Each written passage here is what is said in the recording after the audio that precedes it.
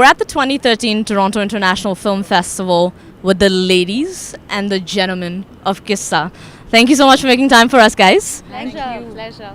So how has Toronto been treating you so far? We really haven't seen much because we've been running in and out of the festival, but it seems to be a fairly vibrant sort of city and also a little casual, which is a huge relief for somebody like me. How about you, Tisca? How has this been? I'm loving it. I've been to Toronto about 10 years back, but what I really love is the fact that you get so close to the audiences. You're sort of walking in and out of the theatres and people are walking around and it's very interactive, which is fabulous. And on your end, how's it been? Cold, Yeah. but just stunningly warm people. And the last time I came here, the Twin Towers came down, and Tough time. so to come back now and still see in the airport that there's no sense of paranoia about immigrants coming in, and it was just refreshing to see that the city still has its heart open. Yeah. And How have the audiences been reacting to your film here, Anup? What have you been hearing from people? What have they been telling you? Well, the kind of feeling that I get, in fact, also at the screening yesterday, at the end of it, I had a feeling as though a kind of bell had rung far away and the audience heard it. They weren't very sure, it seemed to me, whether they had heard it outside themselves or within them.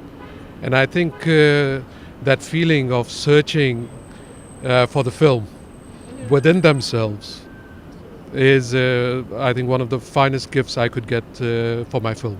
Now, what rang the bell in you to make this film? Because it is on a very topical subject. I don't think it ever gets old for us Indians and our generation. Yeah. What rung the bell for this film for you?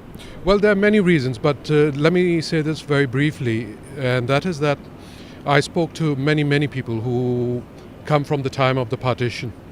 And within my family, it's always been full of stories. I realized one thing, that whenever anyone started speaking about the partition, from fact, very quickly they would go into fable and imagination. They would suddenly imagine the family that they had lost, brothers, sisters, wife, mother. They would start imagining, where had these people gone? And I remember a story told to me by a very elderly man, and he said to me that when their village was attacked, his daughter jumped into a well, as it happened with many women at that time. And he says he still dreams about her now, almost 60 years after the event, and he sees her in his dream, looking up into the sky from the well, waiting for her father to come back and get her out. And that image has always stayed with me, and anyone who sees the film Qissa will see how important that image is to the film. What are your memories, or what do you associate with that time? When somebody says partition, what do you think about? What comes to your mind?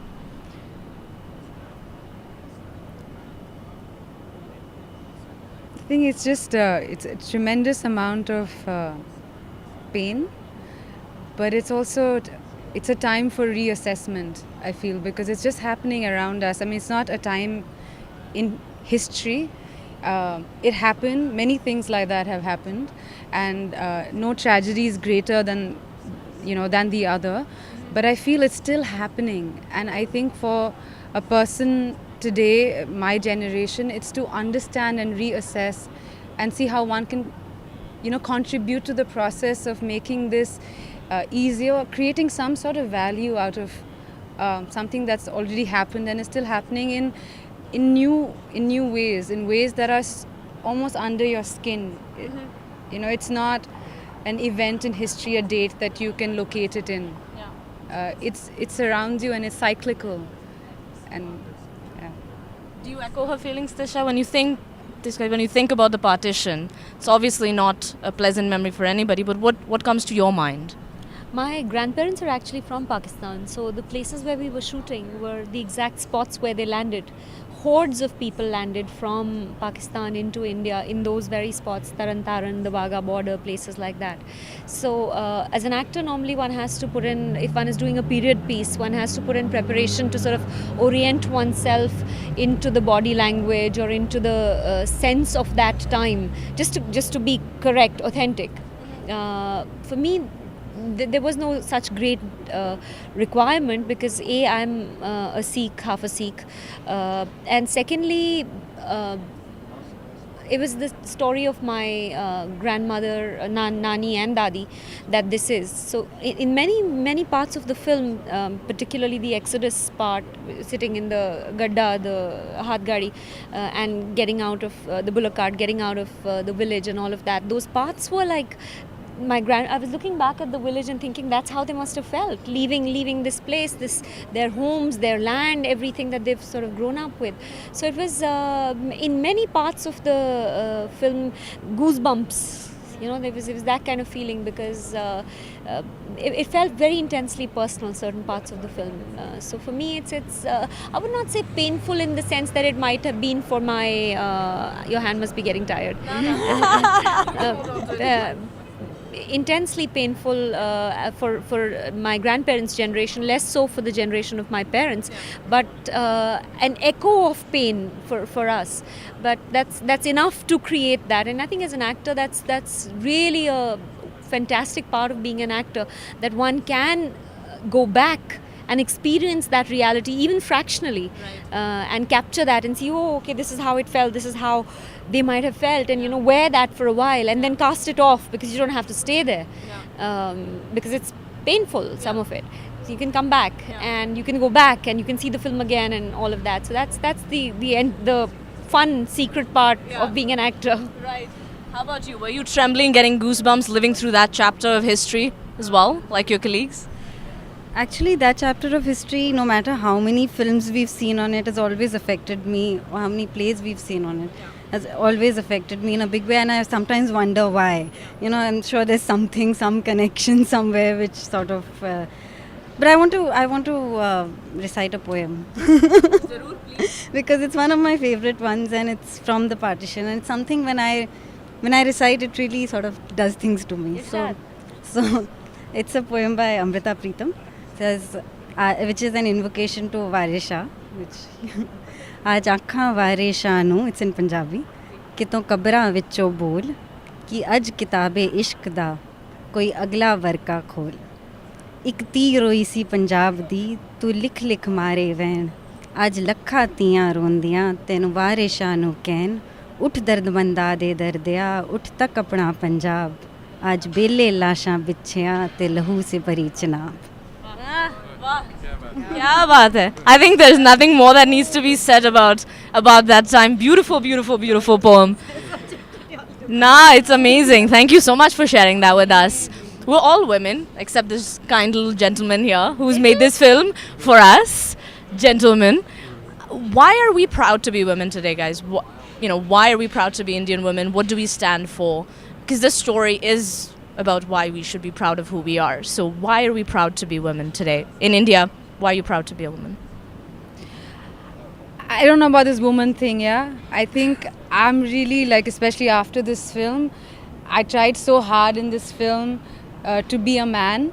And Anup told me that you don't have to try and be a man, you just have to try and be a daughter who really loves her father so much that she'll do whatever it takes to, get his love.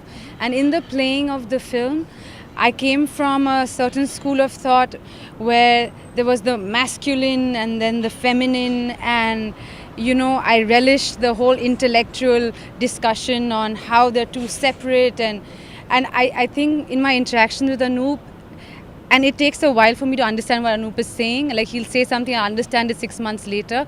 But one of the things that I've... and his references are very obscure. Yeah. And so anyway, with a little bit of time that I've This is supposed to be a compliment, by the way. I'm not jumping off.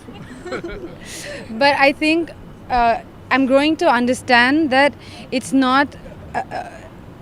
I think I'm trying to embrace more what is to be human than what is to be a man and a woman. And I think just finding a sense of beauty in having a bit of both. And I don't mean it in a physical, aspect, but really trying to explore, to develop a certain kind of sensitivity which has a bit of both, and the need to embrace both. And I think for me, Qissa has helped me, Anup's helped me understand that, And I'm proud to to walk on that path, you know. What would you like to add to what she's already said about being a woman today, being an Indian woman today? A lot of people look up to you as an example. So what are you most proud of today? That's Yeah, absolutely. That scared the hell out of me right there. I'm like, okay, now I'm under pressure. No, you can't put me in a spot like that.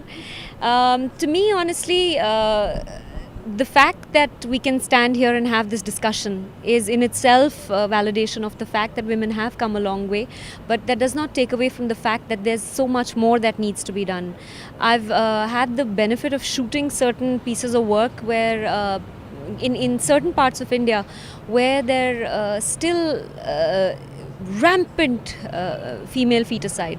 There's still child marriage.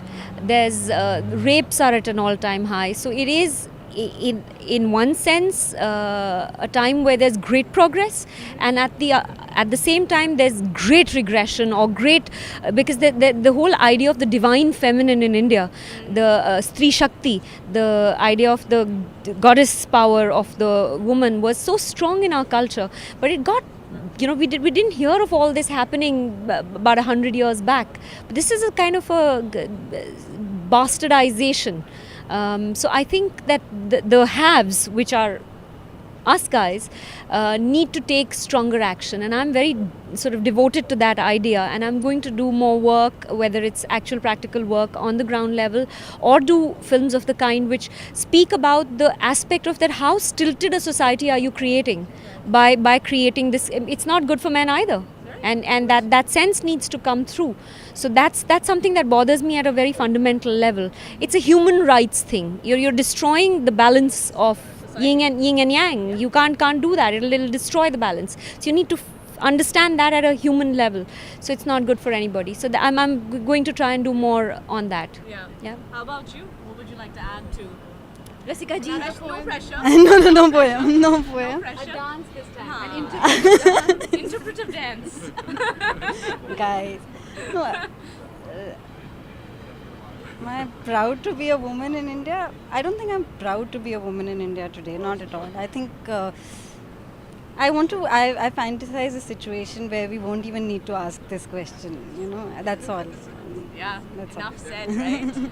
Well, congratulations on the film, ladies and gentlemen, and on to better things. Hopefully it does really well, audiences embrace it, and congratulations on the success so far. Thank you so much. Thank you so Thank much. you.